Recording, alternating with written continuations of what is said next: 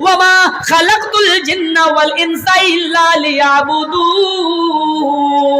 او میرے بندو، اے لوگو، اے انسانوں اور اے جناتوں، جنات بھی اور انسان بھی شامل ہے، میں نے تمہیں اس دنیا میں صرف اپنی عبادت کے لیے پیدا کیا ہے، اپنی پوجا اور پرستش کے لیے پیدا کیا ہے۔ میں نے صرف تمہیں اس دنیا میں اس لیے بھیجا ہے، اس لیے پیدا کیا تاکہ تم میری ہی عبادت کرو۔ اب عبادت کا مفہوم بہت ہے۔ الحمد للہ نحمده ونستعینه ونستغفره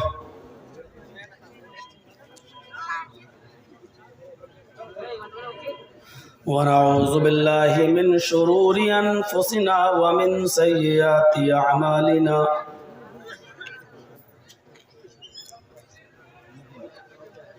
من يهده الله فلا مضل له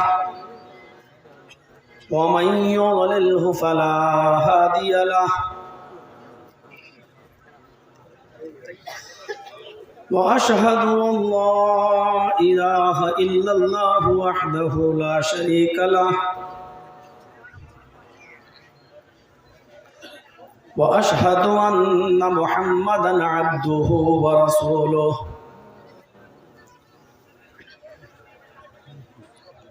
أما بعد فإن خير الحديث كتاب الله وخير الهدي هدي محمد صلى الله عليه وسلم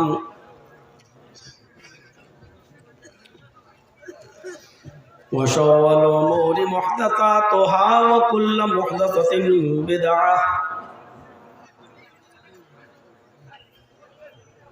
وكل بدعة ضلالة وكل ضلالة في النار۔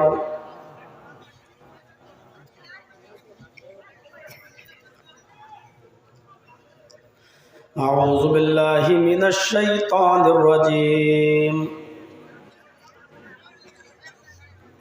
بسم الله الرحمن الرحيم۔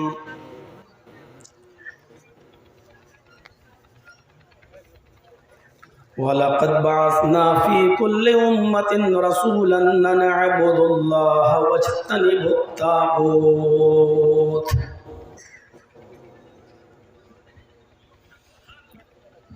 رب اشرح لي صدري ويسر لي أمري واحلل عقدة من لساني يفقهوا قولي۔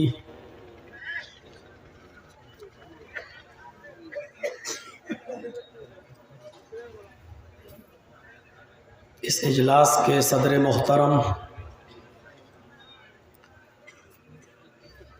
اسٹیج پر تشریف فرما معقر علماء کرام،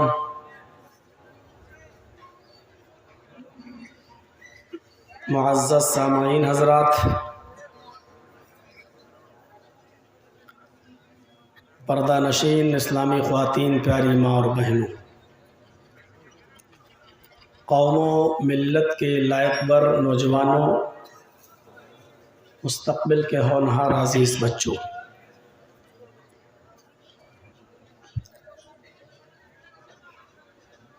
ہمیں اور آپ کو اللہ تبارک و تعالیٰ کا بہت بڑا شکر ادا کرنا چاہیے کہ اس نے ہمیں اور آپ کو اسلام کی نعمت سے نوازا ہے اور اس سے مالا مال کیا ہے۔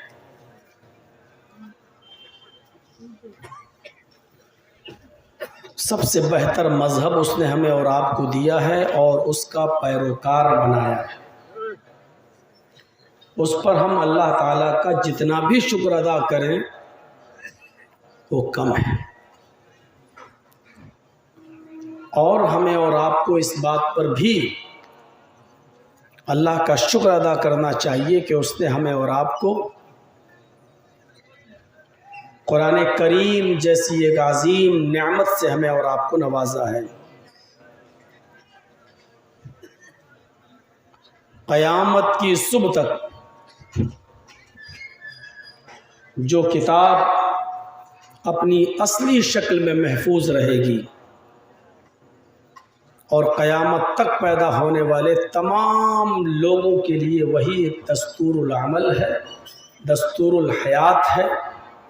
زندگی گزارنے کے بڑے قیمتی اصول اس کتاب کے اندر، قرآن کے اندر موجود ہیں۔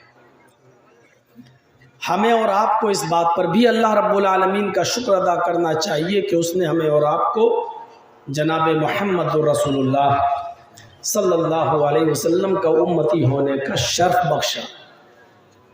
حضرت موسیٰ علیہ السلام جیسے نبی یہ کہا کرتے تھے کہ اے اللہ، میرے لیے زیادہ بہتر ہوتا تو مجھے نبی اور رسول نہ بناتا، ہمیں آخری نبی جناب محمد رسول اللہ صلی اللہ علیہ وسلم کا امتی بنا دیتا تو یہ ہمارے لیے زیادہ بہتر۔ یہ بہت بڑی نعمت ہمیں اور آپ کو ملی ہے۔ ہمیں اسلام کی قدر کرنی چاہیے۔ قرآن کریم کی ایک ایک آیت کو ٹیلی گرام سمجھ کر ہمیں اس پر عمل کرنا چاہیے۔ آپ کے گھر میں آپ کے پاس رات کے کسی وقت میں اگر کوئی ٹیلی گرام آ جائے، پہلے زمانے میں ٹیلی گرام آیا کرتے تھے، آج کل تو موبائل اور فون کا زمانہ ہو گیا ہے، ٹیلی گرام اور انگلش میں آ جائے تو آپ کی رات کی نیند اڑ جائے گی۔ اتنی رات میں، رات کے اندھیرے میں میرے پاس یہ ٹیلی گرام آیا، کہاں سے آیا؟ اور انگلش میں ٹیلی گرام ہے، ہم جانتے نہیں انگلش۔ آپ اپنے بستر سے اٹھیں گے، چارپائی سے اٹھیں گے اور اپنے گاؤں میں، اپنے علاقے میں کسی انگلش جاننے والے کو پکڑیں گے، ڈھونڈیں گے، تلاش کریں گے اور وہ مل جائے گا تو آپ اس کو دکھائیں گے، دیکھیے آپ ہمارے پاس یہ ابھی ٹیلی گرام آیا، بتاؤ بیٹا اس میں کیا لکھا ہوا۔ وہ پڑھے گا اور اس کی میننگ، اس کا مطلب آپ کو سمجھائے گا۔ جب تک آپ سمجھ نہیں لیں گے آپ کی رات کی نیند اڑ جائے گی۔ قرآن کریم کے اندر یہ 6666 جو آیتیں ہیں، یہ ایک ایک آیت ایک ایک ٹیلی گرام ہے۔ اس لینگویج میں، اس بھاشا میں، اس زبان میں ہے جو ہم جانتے نہیں ہیں۔ ہمیں نیند نہیں آنی چاہیے جب تک کہ ہم ایک اصول نہ بنا لیں کہ ہم ایک آیت کو، دو آیت کو، جب تک ہم اپنی بستی کے، اپنے علاقے کے عالم سے ہم سمجھ نہیں لیں گے ہم سوئیں گے نہیں۔ یہ آیت ہمیں کیا حکم دے رہی ہے، کیا کرنے کا آرڈر دے رہی ہے، کیا کرنے سے روک رہی ہے، جب تک ہم سمجھ نہیں لیں تب تک ہمیں نیند نہیں آنی چاہیے۔ لیکن افسوس یہ ہے کہ قرآن کریم کی آیتوں کو سمجھنا تو دور، یہ پورے سال کھلتا ہی نہیں ہے، اور کھلے گا بھی تو کب؟ جب رمضان کا مہینہ آئے گا، ہم روزہ رکھیں گے، اس ایک مہینے میں ہم اس قرآن کریم کی تلاوت کر لیں گے، پڑھ لیں گے، اور پھر جیسی پورا قرآن مکمل ہوا ہم نے اس کو پھر جزدان میں لپیٹ کر پھر رکھ دیا، پھر یہ اگلے سال رمضان آئے گا تب کھلے گا۔ جس قرآن کریم کی ایک ایک آیت ہمارے لیے ٹیلی گرام کا درجہ رکھتی ہے، اس قرآن کریم کے ساتھ ہم نے یہ مذاق کیا ہے۔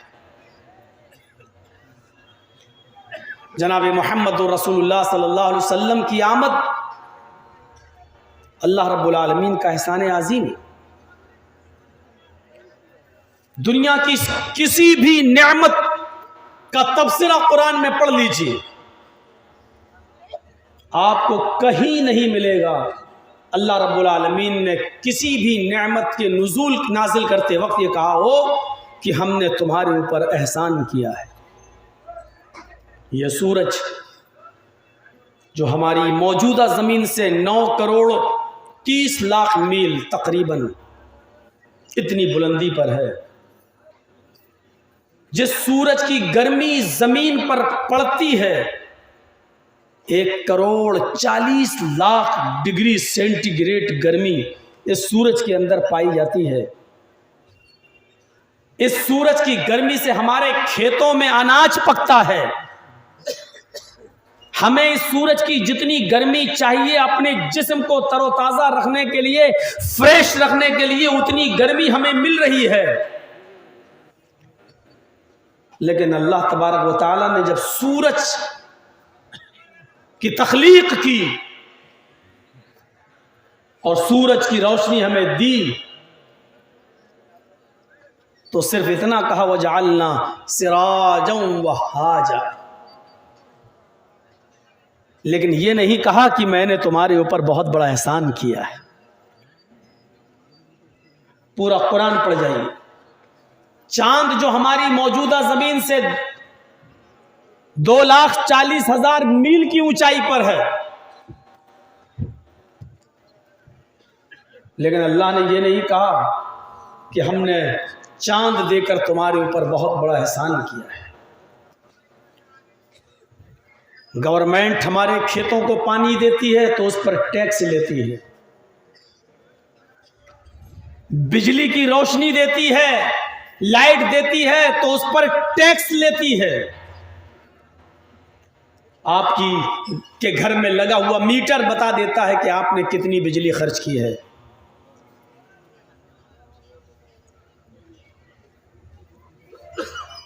دنیا کا اصول ہے احتیاج طرفین سے ہوتا ہے. ہم دھوبی کے محتاج ہیں کہ وہ ہمارے کپڑے دھلے، تو دھوبی ہمارا بھی محتاج ہے کہ وہ ہم سے پیسے لے. ہم ڈاکٹر کے محتاج ہیں کہ وہ ہمارا علاج کرے، تو ڈاکٹر ہمارا بھی محتاج ہے کہ علاج کے بدلے ہم سے پیسے لے. ہم بہت سی چیزیں خریدتے ہیں دکانوں سے، ہم اشیاء خرد و نوش کے محتاج ہیں، کھانے پینے کی چیزوں کے محتاج ہیں. ہم یہ چیزیں خریدتے ہیں، لیکن بیچنے والا بھی محتاج ہے، وہ ہم سے اس کے عوض پیسے لیتا ہے. اصول ہے دنیا کا، احتیاج طرفین سے ہوتا ہے. ہماری تمہیں ضرورت ہے، تمہاری ہمیں ضرورت ہے، لیکن یہاں اصول بدل جاتا ہے. ہم سورج کی روشنی کے محتاج ہیں، لیکن سورج ہمارے ذرہ برابر محتاج نہیں ہے. ہم چاند کے محتاج ہیں، لیکن چاند ہمارا ذرہ برابر محتاج نہیں ہے. ہم آسمانی بارش کے محتاج ہیں، لیکن بارش ہماری ذرہ برابر محتاج نہیں ہے. ہم گورنمنٹ کی دی ہوئی بجلی سے پنکھا چلاتے ہیں، بھی مئی جون کی گرمی میں فین چلائیں گے، اے سی چلائیں گے. مصنوعی ہوا ہم حاصل کرتے ہیں تو گورنمنٹ اس کے بدلے ہم سے بھاری بھرکم ٹیکس لیتی ہے. لیکن اللہ رب العالمین نے جو ہوا چلائی ہے، جس کی 1 منٹ کی عدم موجودگی ہم برداشت نہیں کر سکتے، لیکن اللہ رب العالمین نے آج تک اس ہوا پر ہم سے ٹیکس نہیں مانگا. 1 گھنٹہ گورنمنٹ پانی دیتی ہے ہمارے کھیتوں کو تو اس کا کتنا لمبا چوڑا ٹیکس ہمیں دینا پڑتا ہے. اللہ رب العالمین جب پانی برساتا ہے اور اس سے ہماری مردہ زمین زندہ ہو جاتی ہے، آج تک اللہ رب العالمین نے ٹیکس نہیں مانگا. جس روشنی میں ہم اور آپ بیٹھے ہیں، یہ یا تو جنریٹر سے چل رہی ہے یا بجلی سے. اس کی ریڈنگ، اس کا بل، اس کا ٹیکس ہمیں دینا پڑے گا. لیکن اللہ رب العالمین نے سورج کی جو روشنی ہمیں دی ہے، اس پر آج تک اپنے بندوں سے ٹیکس نہیں مانگا. ان تمام چیزوں کے بدلے میں اگر اس نے مانگا ہے تو صرف اتنا، آئے میرے بندو، میری ان نعمتوں کے بدلے میں اگر تم مجھے کچھ دے سکتے ہو تو یہ دے دو. میرے کسی گھر میں چلے جانا، میرا نام سن کر تمہارے دل کانپ جائیں اور میرے گھر کی طرف تم رخ کر لینا، اللہ اکبر کہتے ہوئے اپنے سر کو، اپنے ماتھے کو زمین کے اوپر ٹیک دینا مجھے اس بات کا یقین دلا دینا کہ واقعی تو نے مجھے اپنا مالک اور اپنے آپ کو میرا بندہ بنا لیا ہے، اپنے آپ کو میرا غلام اور مجھے تو نے اپنا مالک تصور کر لیا ہے، تسلیم کر لیا ہے۔ آئے میرے بندے، ان تمام نعمتوں کے بدلے میں صرف اتنا کر لینا کہ تو اپنی پیشانی کو زمین پر جھکا کر اپنی غلامی کا اعتراف کر دینا اور مجھے اپنا مالک مان لینا۔ او میرے بندے، تو جتنا زیادہ میرے سامنے ذلیل ہوگا، سجدے میں جتنا زیادہ تو اپنی ناک رگڑے گا، تو میرے سامنے جتنی پستی کا اظہار کرے گا، میں دنیا والوں کے سامنے تجھے اتنا ہی باعزت بنا دوں گا، میں تجھے دنیا والوں کی نظروں میں اتنا ہی بڑا پاورفل بنا دوں گا، میں دنیا والوں کی نظر میں تیری عزت و توقیر ان کی نگاہوں میں بٹھا دوں گا۔ بس شرط یہ ہے کہ تو اپنے آپ کو زمین پر، اپنی پیشانی کو زمین پر رگڑ لینا، اس بات کا یقین مجھے دلا دینا کہ اے اللہ میں تیرا بندہ ہوں اور تو میرا مالک ہے، میں تیرا غلام ہوں اور تو میرا آقا ہے، میں تیرا غلام ہوں اور تو میرا رب ہے۔ اے میرے بندے، بس اتنی سی ذلت کا اعتراف کر لینا میرے سامنے، تو میرے سامنے ذلیل ہو جانا، لوگوں کی نگاہوں میں میں تجھے عزیز بنا دوں گا، میں تجھے باعزت بنا دوں گا۔ اتنی سی چیز اس نے مجھے مانگی ہے، اور اسی بات کو اس نے کہا ہے وَمَا خَلَقْتُ الْجِنَّ وَالْإِنسَ إِلَّا لِيَعْبُدُونَ۔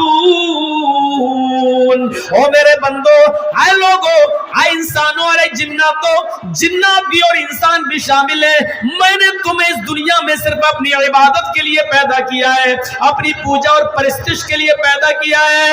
میں نے صرف تمہیں اس دنیا میں اس لیے بھیجا ہے، اس لیے پیدا کیا تاکہ تم میری ہی عبادت کرو۔ اب عبادت کا مفہوم بہت بڑا ہے، صرف سجدہ کر دینا ہی عبادت نہیں ہے، اپنی بیوی بچوں کے لیے محنت کرنا، کھیت جوتنا، ہل چلانا اور اس کی فصل کا انتظار کر کے مارکیٹ میں لے جا کر بیچنا، یہ بھی عبادت کا ایک حصہ ہے۔ اپنی بیوی کو پیار بھرا لقمہ اس کے منہ میں ڈالنا بھی عبادت کا ایک حصہ ہے، اس پر بھی ثواب ہے، اور جس چیز پر ثواب ملے وہ عبادت کہلاتی ہے۔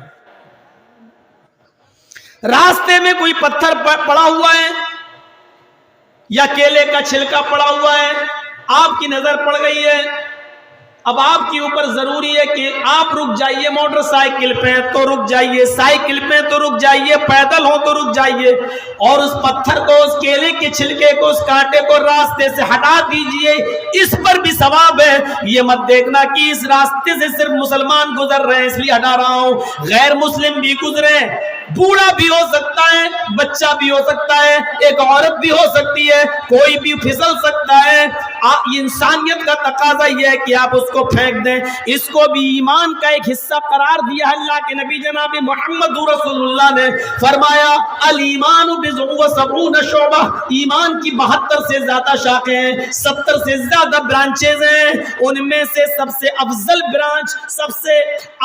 برانچ قول لا الہ الا اللہ، لا الہ الا اللہ کہنا ہے، وَأَدْنَاهَا، اور سب سے نچلی برانچ ایمان کی یہ ہے اماطۃ الاذى عن الطریق، تکلیف دہ چیز کو راستے سے ہٹا دینا، تکلیف دہ چیز کو راستے سے ہٹا دینا بھی ایمان کا ایک حصہ قرار دیا ہے، ایمان کا ایک حصہ۔ ہم اتنا بھی نہیں کر سکتے؟ ہماری پیشانیاں اپنے ہی جیسی مخلوق کے سامنے جھک رہی ہیں، یہ ہم کتنے آج بے عقل ہو گئے ہیں، عقلیں ہماری ماری گئی ہیں، جن کے سامنے ہم سر جھکا رہے ہیں وہ بھی اللہ کے سامنے سر جھکانے کے لیے پیدا ہوئے تھے، لیکن افسوس یہ ہے آج بندہ بندے کے سامنے جھک رہا ہے، آج مخلوق سے مدد مانگ رہی ہے، آج بے بس کے پاس جا رہا ہے، آج کمزور کے سامنے ہاتھ پھیلا رہا اور دامن پھیلا رہا ہے۔ ان الذین تدعون من دون اللہ، اللہ کو چھوڑ کر تم جن کو پکار رہے ہو، اللہ کو چھوڑ کر جن کو تم اپنی حاجت روائی اور مشکل کشائی کا سوال جن کے سامنے کر رہے ہو، لن يخلقوا ذبابا ولو اجتمعوا له، وہ سارے کے سارے مل جائیں تو ایک مکھی بھی پیدا کرنے کی طاقت نہیں رکھتے، وہ ایک مکھی بھی پیدا نہیں کر سکتے۔ وَلَوِ اجْتَمَعُوا لَهُ، لہو میں ہو ضمیر کا مرجع وہی ذباب، ایک مکھی کو بھی پیدا کرنے کی طاقت نہیں ہے. یہ سب کی سب مل جائیں, سب کی سب جمع ہو جائیں. اجتمعوا کہا ہے, اجتماع جمع مذکر غائب کا صیغہ, سب کے سب اکٹھے ہو جائیں پھر بھی ایک مکھی پیدا نہیں کر سکتے. ایک دو نہیں, سب مل جائیں. علامہ احسان الہی ظہیری اس آیت کا ترجمہ یہ کرتے تھے, کشمیر سے کنیا کماری تک اور بریلی سے بغداد تک سب اکٹھے ہو جائیں, سب, اور ایک مکھی بھی پیدا کرنے کی طاقت نہیں رکھتے. اور مکھی پیدا کرنا تو چھوڑو, مکھی جو چیز لے کر چلی جائے, مثلا کچھ کھا رہے ہیں اور اس پر مکھی بیٹھ گئی, تھوڑا سا لے گئی, مکھی کتنا لے جائے گی؟ دماغ میں لاؤ, مکھی کتنا لے جائے گی؟ اللہ کہہ رہا ہے ارے مکھی پیدا کر کے جان ڈالنا تو بہت, اس میں تو ان کی نانی مر جائیں گی, ان کو چھٹی کا دودھ یاد آ جائے گا. مکھی جو لے کر اڑی ہے اسی کو پکڑ کے دکھا دیں, جو چیز چھین کے لے گئی ہے اسی سے یہ واپس لے کر دکھا دیں. مکھی کو پکڑ کے وہ چیز واپس نہیں لے سکتے. جو مکھی کا اتنا کچھ نہ بگاڑ سکے, مکھی سے ایک چینی کا دانہ تک واپس نہ چھین سکے, وہ تمہارے کاروبار میں نقصان کرے گا.